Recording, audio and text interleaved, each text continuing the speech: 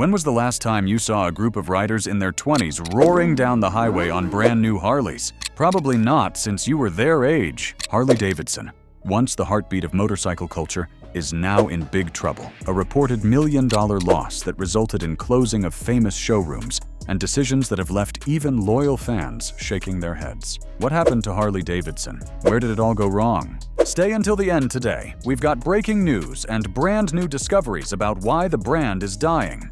Harley Davidson just shared a shocking report. The company has lost a staggering amount of $117 million in just a span of 3 months. A shocking news to the bike community. A company that created bikes that not only created millions, but also gave billions of nostalgia, memories, and a symbol to American pride. But now, that meaning has been forgotten by Harley itself. But what made Harley Davidson different from the other brands? There's a deeper meaning to why Harley Davidson was the top of the top bikes at its time. It was not just a moving machine, it was culture. Harley's cultural unraveling. Harley Davidson's decline isn't just a financial footnote, it's a cultural unraveling.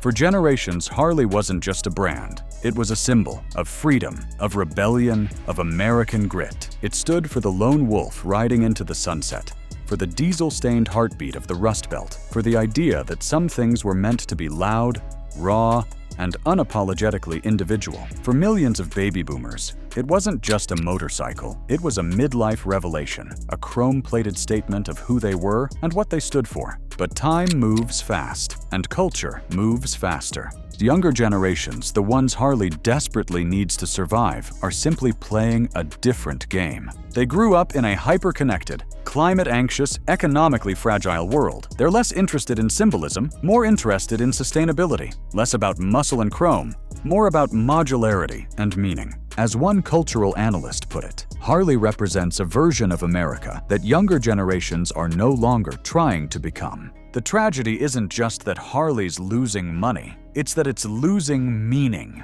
A culture that could not be replaced. But what was really behind those curtains? The most eye-widening revelation that has been ignored through these years. The beginning of the fall. Over the past decade, Harley Davidson has taken a hard fall. Once a powerhouse of American industry, its stock has steadily declined, shedding nearly 2/3 of its value and leaving once confident investors questioning everything. By the close of 2024, shares had sunk below $30, a dramatic reversal from the $26 million profit recorded just 1 year earlier. But the financial damage is only part of the story. Behind the numbers lies a deeper struggle. Global motorcycle sales have been cut in half, and U.S. revenue is down by over 1/3. The roar that once echoed across the highways of the world has quieted, and with it, the certainty that Harley's legacy would always ride on untouched. Harley Davidson's financial crisis hasn't just hit Wall Street, it's rippled through the heart of its riding community. Dealerships once considered landmarks, like Los Angeles Harley Davidson, have shut down for good, alongside many other long-standing locations across the country. But these weren't just showrooms. They were gathering places where riders swapped stories, built friendships, and passed the torch of the Harley tradition.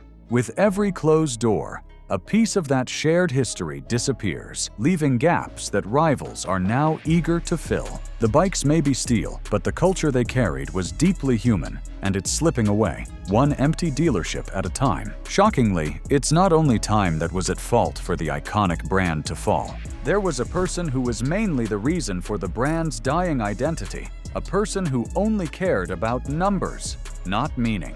Harley's decisions. There was a time not long ago when Harley Davidson set its sights on the future. Under the CEO Matt Levatich, the company rolled out the More Roads to Harley Davidson initiative, a rare moment of risk-taking from a brand often accused of living in its past. It birthed bikes like the Pan American, powered by the new Revolution Max engine, a liquid-cooled modern heart for a company that had long run on nostalgia.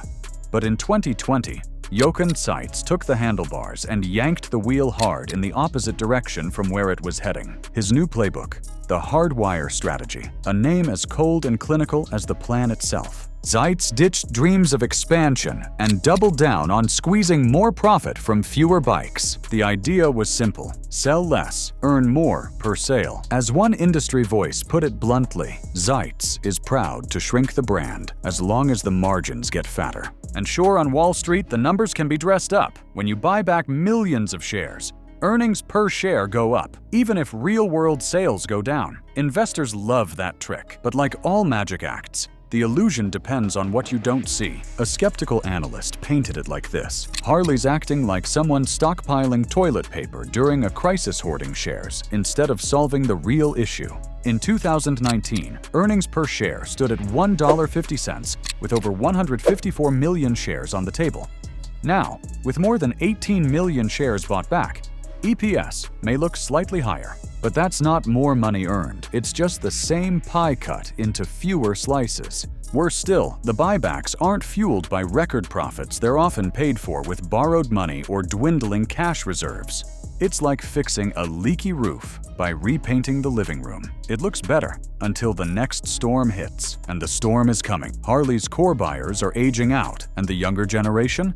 Many aren't even looking Harley's way. While other brands are planting seeds for the future, Harley might be pruning itself into irrelevance. Did Harley forget about time existing? Ask most riders born after the Reagan era, and you'll hear a familiar refrain. Harley Davidson feels like your dad's bike, maybe even your grandfather. The brand that once roared through America's cultural veins now struggles to keep pace with a world it helped shape, but no longer seems to understand. Harley's long-standing image of freedom, leather, and loud pipes hit home for boomers who grew up on rock and roll and open highways. But millennials and Gen Z, they're less interested in rebellion through engine noise and more concerned with affordability, sustainability, and identity that isn't tied to a flag or a mustache. And here's the problem: you can't market your way around. Older people don't buy many motorcycles. Dead people buy none. The real tragedy? Harley doesn't need a new engine. It needs a new generation. And right now, that generation is walking past the showroom without even glancing in. But that is not the only thing that's stopping them from growing. The prices of Harley Davidson have become a problem that they won't fix, forgetting that that is the most important thing, especially in the eyes of buyers. Questionable rise of prices. Most buyers today care about cost versus value. And when it comes to Harley Davidson, the numbers just don't add up. We'll start the prices at the entry level. A used Sportster Iron 883, a bike that makes roughly 40 horsepower and will still run you $7,000 to $8,000 if not, it's higher. Such price is not exactly beginner-friendly pricing, and when you compare it against used Japanese bikes in the same bracket machines with better suspension, sharper handling, and double the performance, the value gap becomes hard to ignore. Now let's get into their prices more. A limited edition paint job? That's $5,000 just for paint. Especially for touring bikes, it is regularly near the $30,000 mark, pushing into territory where buyers could cross-shopping luxury cars or high-end adventure bikes that can cross continents. As one critic said flatly, people can't afford houses right now. Who's lining up to finance a $30,000 weekend toy? It's a fair question. In a world where two-income households are budgeting for groceries, Harley still operates like it's 1986, when a shiny new bike meant you'd made it. Now, it just means more monthly payments. Even veteran motorcycle journalists, people who live and breathe bikes, often admit that they wouldn't personally spend this kind of money on a Harley, especially not when the technology feels dated and the performance doesn't match the price tag. And here's where it gets thorny. Harley's entire business model relies on buyers taking out loans for machines they mostly use on weekends. That might have worked in a different era, but today, when consumers are thinking harder than ever about value and versatility, a big, expensive cruiser with middling tech just doesn't make sense for most riders. At this time of day, Harley should care how to create and sell their bikes that are suitable for the buyer's pocket, and practicality is a must. But Harley seems to have forgotten about such an important thing when it comes to building their bikes. Too much bike, not enough reason. For all their legacy and swagger, Harley Davidsons often fail the basic test of practicality. Starting with the weight. Even Harley's more approachable models tip the scales like they are built from railroad steel. A bagger can weigh over 800 pounds majestic on the interstate, but miserable in tight spaces, urban traffic, or your apartment complex's slanted parking lot. For anyone commuting or riding daily, that bulk becomes a burden. Then there's the question of what you're actually getting for the price. Other manufacturers, especially the Japanese and European brands, have spent decades refining their bikes with state-of-the-art electronics, lightweight materials, fuel efficiency, and rider-focused design. Harley, you're often paying more for less. And let's be honest, the average Harley buyer probably ends up dropping a few more grand in chrome and bolt-ons before even riding 100 miles. Maintenance doesn't help the argument either.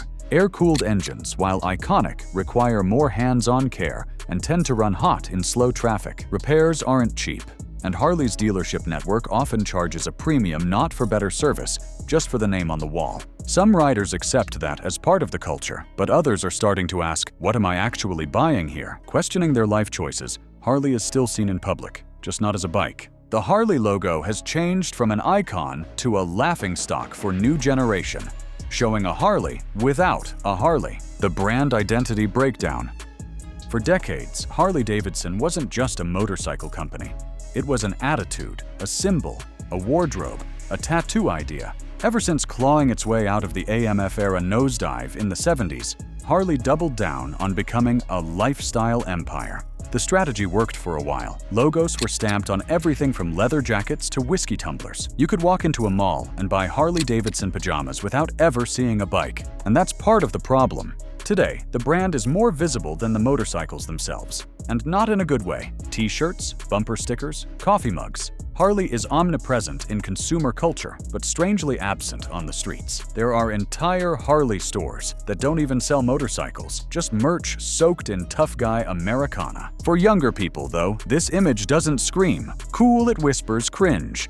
Sure, Gen Z might rock vintage Harley tees, but they wear them like a joke they're in on, not a lifestyle they want to live. The slogans are worn with ironic detachment. The skulls and eagles part of a costume, not a creed. Harley's once proud identity has become a punchline on TikTok. And here's the real kicker. The company hasn't made a meaningful effort to evolve. The classic tough guy on a cruiser in wraparound sunglasses aesthetic still dominates everything from their ads to their apparel. That brand of patriotism, hyper-masculine, flag-waving, and leather-clad doesn't resonate with younger generations who see identity as fluid, inclusive, and less tied to cliches of rebellion. Worse still, Harley's corporate messaging is now split between two incompatible worlds. On one hand, they're promoting investor-focused initiatives like ESG compliance and sustainability goals, while on the other, still trying to sell the image of a chrome-dipped outlaw who drinks Jack Daniels and doesn't care what you think. And if you're wondering whether it's possible to be both an eco-conscious ESG darling and the symbol of don't tread on me defiance, neither side is buying it. In trying to appeal to everyone, Harley's brand risks appealing to no one. The older loyalists feel alienated by the corporate pivot. The younger crowd sees the whole thing as outdated cosplay. What once felt authentic now feels manufactured, and authenticity is the one thing a brand like Harley can't afford to fake. Harley has been making people shake their heads from its own decisions, so they tried going modern, which resulted in the most disappointing creation ever, making even its own riders disappointed. Harley's struggle to evolve. You see, Harley Davidson didn't sleep through the call for modernization, they answered it. But the response often felt like a rushed term paper, technically delivered, but missing the heart, timing, and execution to actually work. Their most daring step forward came with the Livewire, an electric motorcycle meant to catapult Harley into the 21st century. It launched to a wave of headlines and cautious optimism until riders got a closer look. Traditional Harley loyalists felt like the brand had traded soul for silence, swapping that iconic thunderous roar for a quiet whir and a sky-high sticker price. At nearly $30,000, the Livewire didn't just alienate the faithful.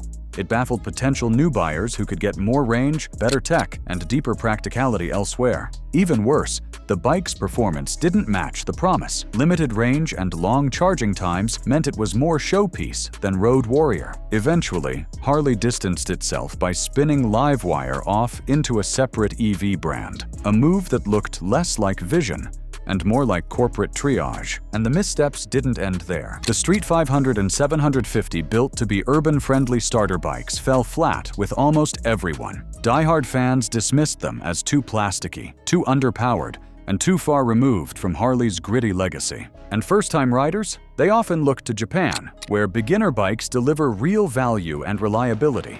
For many, the streets felt like Harleys in name, only riding on heritage branding, but without the soul or performance to back it up.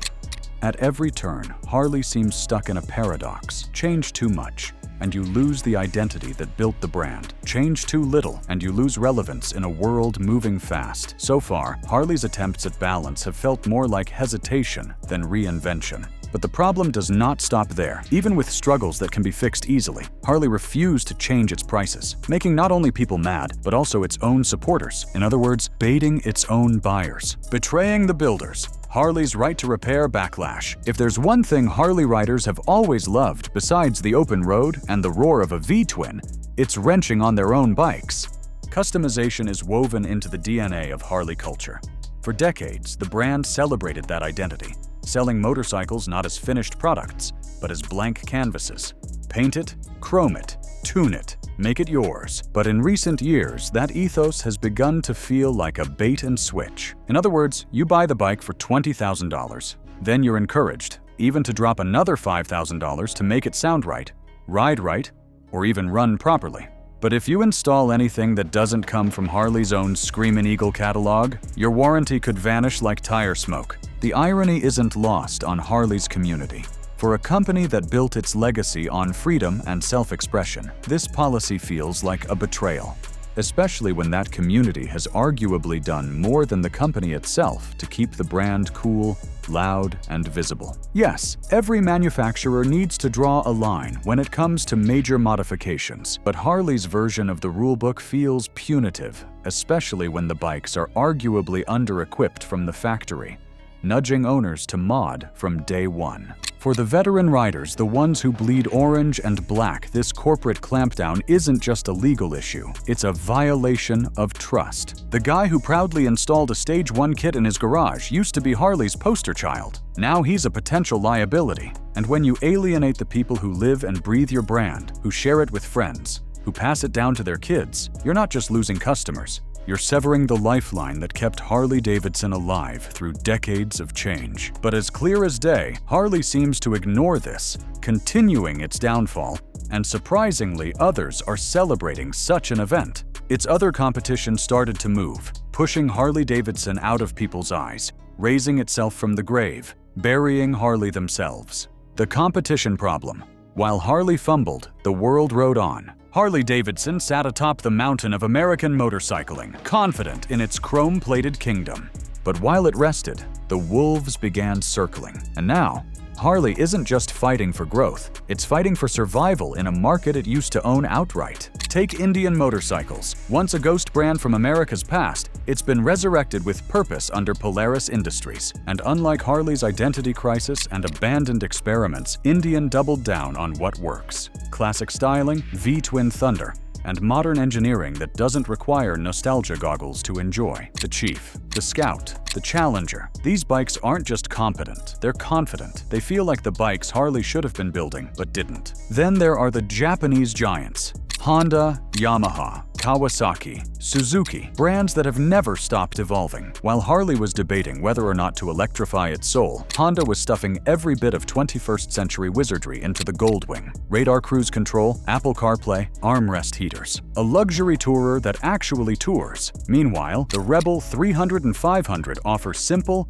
lightweight cruisers that don't demand a second mortgage or a back brace. The Japanese bikes may not have the same cultural mystique, but they have something Harley forgot to chase: trust. European manufacturers have also slipped in through Harley's blind spots. Triumph's Bonneville lineup is everything the modern retro crowd wants: lightweight, stylish, and respectful of its past, without being chained to it. The Thruxton and Speed Twin are crisp, lean machines with just enough muscle to remind you they're alive. And then there's Royal Enfield. Once an underdog with a shaky rep, it's now pumping out charming, approachable bikes like the Meteor 350 and Interceptor 650 lightweight, affordable, classically styled, and easy to live with. For the price of one entry-level Harley, you could almost buy 2 Enfields and still afford a weekend trip. Even BMW has quietly crept into cruiser territory with the R18 Germany's straight-faced attempt at Harley's own game. It's big, heavy, and arguably more Harley than Harley. shaft-driven, machined like a panzer, and unapologetically overbuilt. All this while Harley has been stuck between image rehab and product schizophrenia. As one veteran dealer said bluntly, "We used to be the only bar in town. Now every street corner got something smoother, cheaper, or just plain cooler." In the past, Harley sold a dream, but somewhere along the way, it forgot to evolve that dream. And while it clings to the past, its rivals are busy building the future. Sales going down, reputation turning to a laughingstock of society, and having a difficult time to find answers for their problems. There is no doubt that the company's future will be in the most difficult position it has ever been, leading a crossroad ahead. The road ahead, tradition at a crossroads. Harley Davidson still stands tall, but it's standing at a crossroads. Yes, the company retains formidable strengths, one of the most recognizable brands on the planet, a nationwide dealership infrastructure, and a fiercely loyal, if aging, fan base. But make no mistake, the road ahead is steep, and the engine that once roared with cultural power now sputters against the winds of change. To survive the next decade, Harley must do something it hasn't truly done in decades: change with conviction. That doesn't mean abandoning its heritage. Quite the opposite. It means distilling what made Harley iconic, not just chrome and noise, but the feeling of freedom, identity, rebellion, and expressing that through machines that matter to modern riders. Lighter, smarter, more affordable bikes that still carry the soul of a Harley. Motorcycles that don't require a second job, a chiropractor, or a thick skin for dealership markups. It also means embracing technologies the company once resisted. Rider aids, connectivity, electric drivetrains are not as gimmicks, but as extensions of the riding experience. Tools that make a Harley more of what it's meant to be, not less. Perhaps most of all, it means healing a relationship with customers, both old and new. That means respecting the custom culture without punishing it, supporting the right to repair, offering value without tricks, and learning to communicate in a way that doesn't rely on cliches of bald eagles and barbed wire, because the motorcycle world has already changed, and Harley Davidson can no longer coast on past glory. As one industry insider said, the motorcycle industry is changing fast, and only the brands that adapt will survive. They weren't being dramatic. They were being honest. Harley Davidson isn't just a bike brand, it's a living fragment of Americana, a symbol, a sound, a smell, a memory burned into the asphalt of history. Whether it becomes the phoenix that rises again, or a museum piece collecting dust, depends on what happens next. Because this isn't just about motorcycles, it's about identity, evolution, and the willingness to ride into the unknown. The story of Harley isn't over, but the next chapter will be the hardest one yet. What do you think will happen to Harley Davidson as days come faster than they think? Will they be able to survive? Share your thoughts below.